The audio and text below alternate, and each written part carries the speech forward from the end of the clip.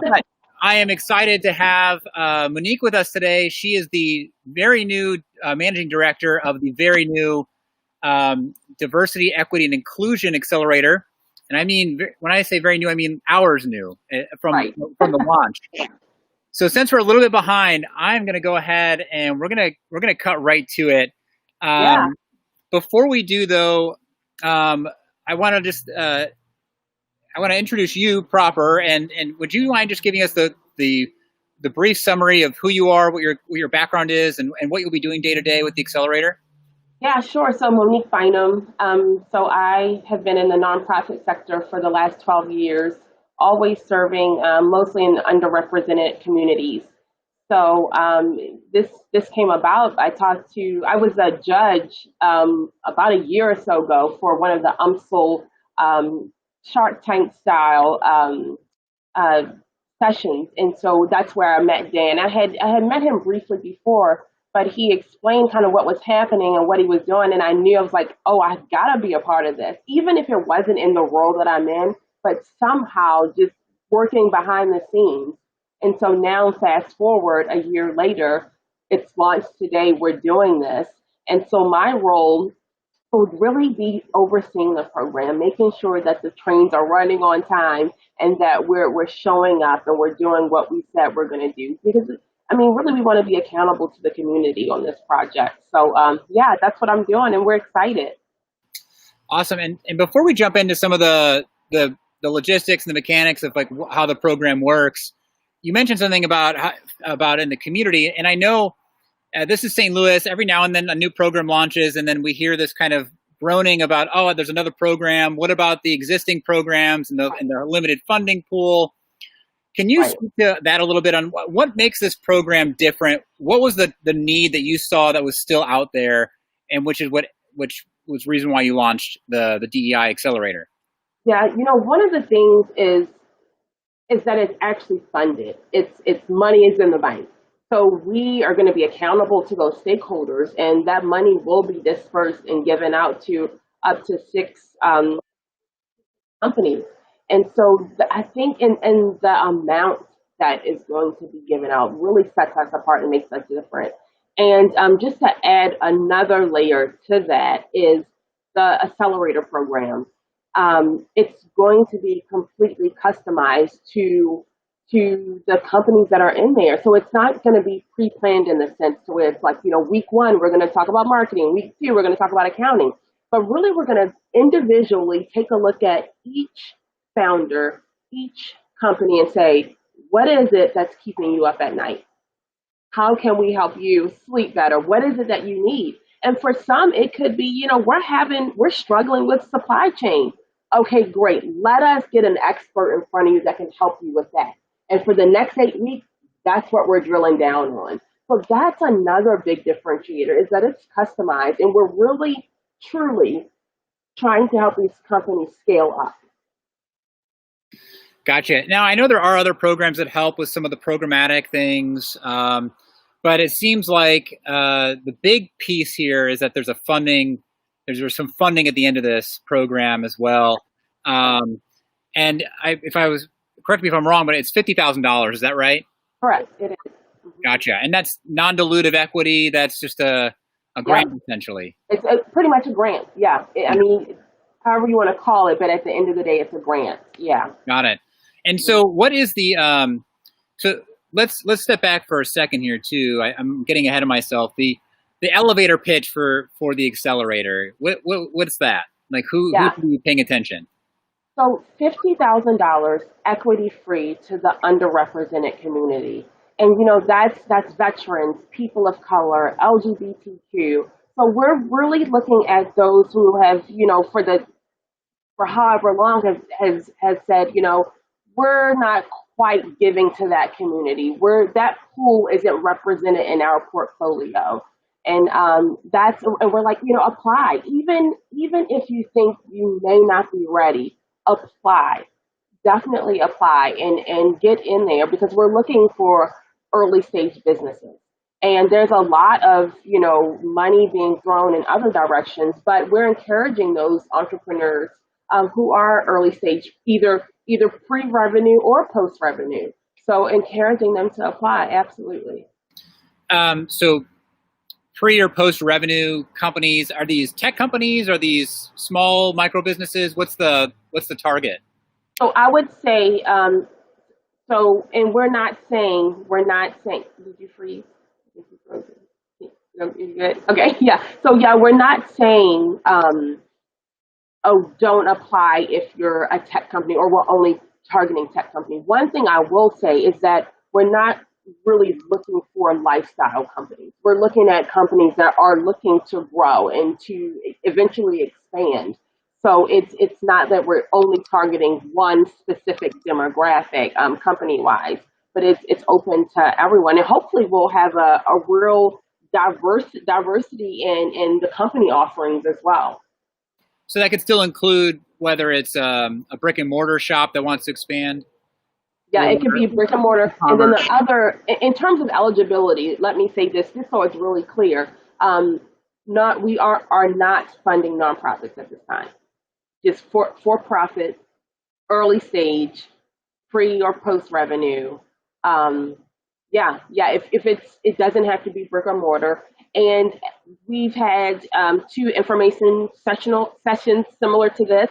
And, there were a couple of people that were on there that aren't brick and mortar, possibly maybe, launching a food truck or, so it's open. And that's the exciting thing. It's like, we can help you with that. We absolutely can. So where does this fit within the current entrepreneurial ecosystem in St. Louis? Like, how do you see you guys? Do you go to Venture Café for inspiration and then I-10 and then your program, or what does that look like? Yeah, so you mean in terms of the actual 8-week program? Yeah, I guess where do you, is there, like, if they graduate the DEI Accelerator, are they ready for Arch grants after that? Or are they, where do you see them fitting in after they graduate your program?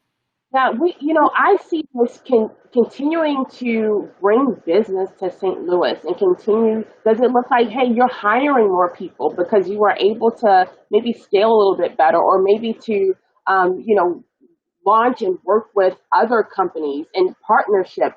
So I see this as bringing more businesses to St. Louis, partnering with more people. And yes, what's that next big step for you after you do this program?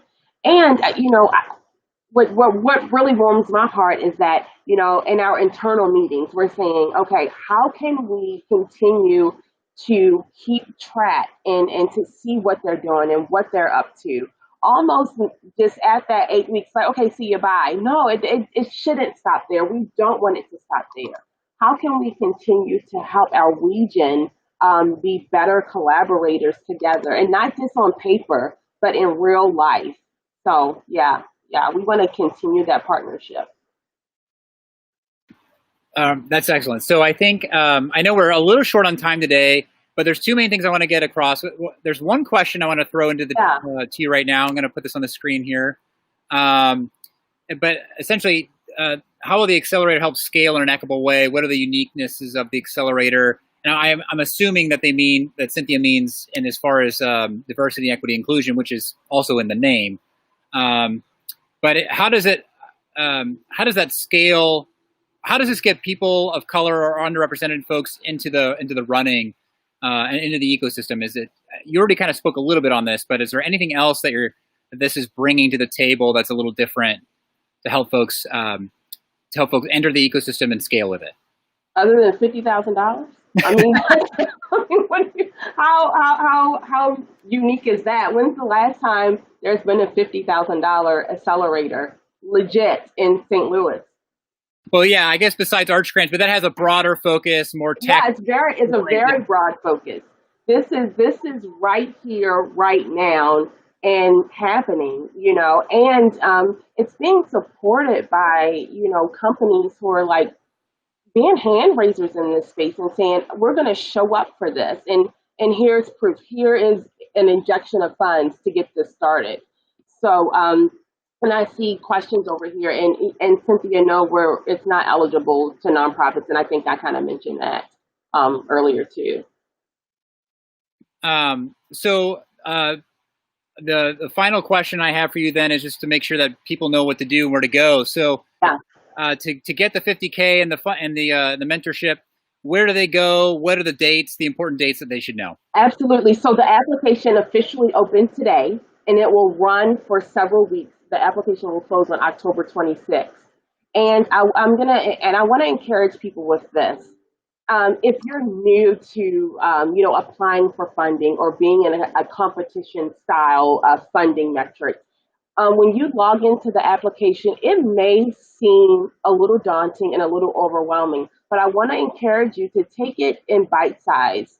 Don't wait until October 25th to do this application because it's quite involved. But I do want to encourage you to keep going. Start with the first chunk and then go to the next chunk and then break it up that way. So I can walk you through a little bit next steps, Tyler, if that's okay.